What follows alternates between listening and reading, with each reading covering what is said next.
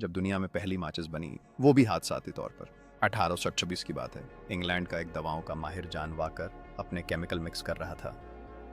बिल्कुल ऐसे जैसे कोई चाय में चीनी डालकर कहे जरा नया जायका ट्राई करते हैं। उसने कुछ केमिकल एक लकड़ी की तीली पर लगाए।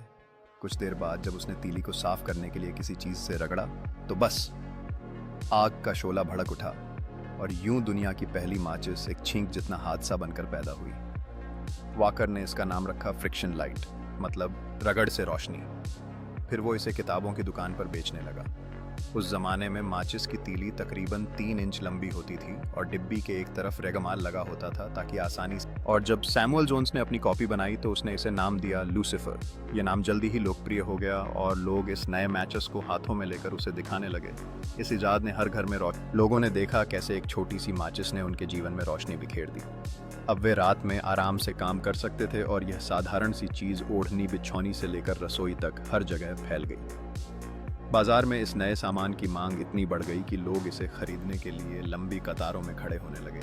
घरों में परिवार एक साथ बैठकर उजाले का आनंद ले रहे थे और दिल में एक नई आशा की किरण पैदा हो गई थी। उसने तीली और डिब्बी को छोटा कर दिया ताकि जेब में आ सके, और तब से आज तक माचिस उसी साइज में चल रही है। तो अगली बार जब आप माचिस जलाएं तो याद रखें, ये एक हादसाती इजाद है जिसने अंधेरे में रोशनी और इंसान के हाथ में आग दे दी।